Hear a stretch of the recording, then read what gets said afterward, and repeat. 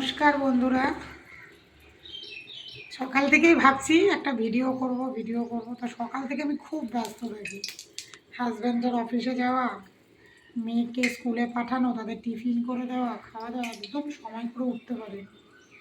তা আজকে পনির দিয়ে, ব্রোকলি দিয়ে একটা রান্না করেছিলাম, ভেবেছিলাম আপনাদের সাথে শেয়ার করব, তো সেটা আর হলো না। এই এখন শিম দিয়ে, পেঁয়াজ কলি দিয়ে, মটরশুঁটি দিয়ে, পোস্ত বাটা দিয়ে রান্না করব। রান্নার নাম তো আমি জানি না, তবে আশা করি ভালোই হবে। যাক, শুরু করা যাক। তেল দিয়েছি, কালো জিরা দিয়েছি, একটা শুকনো লঙ্কা দিয়েছি। এবার এগুলোকে আমি ছেড়ে দেবো, সবজিগুলো।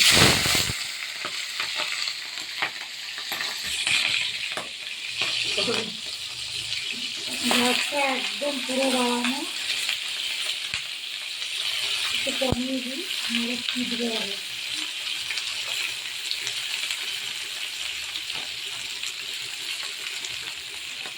সকালে এত কাজের চাপে চেষ্টা করি ব্লগগুলো করার, কিন্তু করে আর উঠতে পারি না, এতটাই ব্যস্ত থাকি। আমার রিলস নিশ্চয়ই আপনারা দেখেছেন এতদিন, তখন এই কাজল রিলস ছিল, এখন এই সুবর্ণা মিত্র ব্লগ একটু। আমি এখন ওই অ্যাকাউন্টটার নাম, চ্যানেলটার নাম কাজল ব্লগ। দেখুন, শিম দিয়ে, পেঁয়াজ কলি দিয়ে ভাজা করছি। এর মধ্যে আমি মটরশুঁটি দেবো। খুব একটা মটরশুঁটির দরকার হয় না, যেহেতু আমার বাড়ি সবাই মোটামুটি মটরশুঁটিটাকে খুব ফেভার করে, সেই কারণে মটরশুঁটিটা দিচ্ছি। বেগুনটা আগে দেবো না, বেগুনও আছে, বেগুনটা আগে দেবো না, দিলে বেগুনটা পুরোটাই গলে যাবে। অনেকটাই ভাজা হয়ে গেছে বন্ধুরা, মানে একটু হলুদ দিয়ে দেবো। এখন আমি একটু হলুদ দিয়ে দেবো, অর্ধেক ভাজা হয়ে গেছে। আমি একটু কেটে কেটেই দেখাচ্ছি, কেননা এতটা ভিডিও কারোরই হয়তো মন বসবে না এতক্ষণ দেখার জন্য।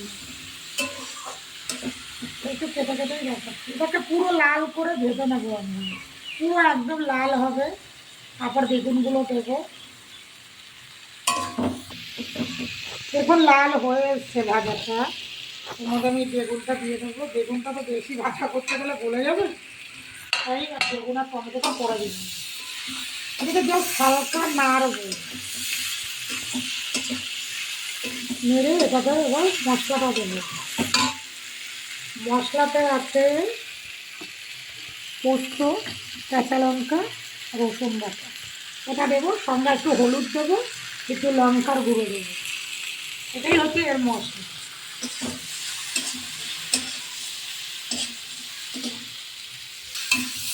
দেখুন পুরো লাল হয়ে গেছে, বেগুনগুলো কিছুটা ভাজা হয়ে গেছে। এখন আমি এর মধ্যে মশলাটা দিয়ে দেবো।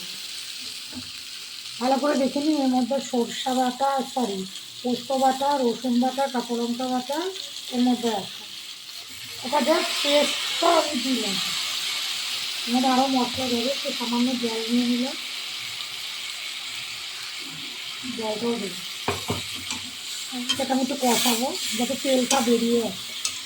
এর আগেও বলেছি আমি খুব পরিমাণে তেল খাই না, ফ্যামিলিকেও খাওয়াই না, তবে আপনারা সুস্থ থাকবেন।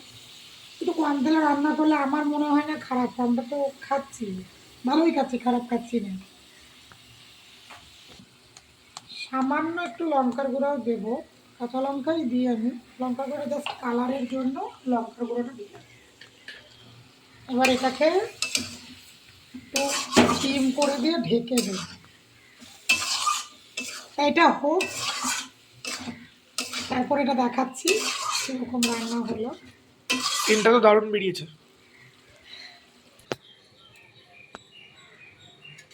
এই যে আমার ব্রোকলি দিয়ে, পনির দিয়ে তৈরি করা একটা রেসিপি। শাক করেছিলাম, ডাল করেছিলাম, আর এটা মটরশুঁটি দিয়ে পুর করে এটাকে তৈরি করে রেখেছি। আমি তো কালকেই বলেছি যে আমার খেপে খেপে সকালে টিফিন করে আমি বেলা 1টায়। হ্যাঁ, সকালে টিফিন এখন আমি করে উঠিনি। এই সবজিটা হয়ে গেলে আমি সকালে টিফিন খাবো। আমার এরকমই হয় রেগুলারই, কারণ সকাল থেকে কখনো হাজব্যান্ডকে নিয়ে বিজি, কখনো মেয়েকে নিয়ে বিজি, ছেলে তো আছেই। জলটা একদম শুকিয়ে গেছিল, তা আমি একটু জল দিলাম, সামান্য একটু, আর একটু মিষ্টি দিয়ে দিই। এটা মাখা মাখাই হবে, এটাতে ঝোল জাতীয় কিছুই হবে না। মিষ্টিটা একটু সামান্যই দিলাম, আর যেহেতু পোস্ত দিয়েছি, মানে মটরশুঁটি দিয়েছি, যাতে খাড় খাড় না হয় সেই কারণে একটু মিষ্টি দিলাম। পুরো তেলটা বেরিয়ে আসবে, আস্তে আস্তে পুরো তেলটাই কিন্তু বেরিয়ে আসবে।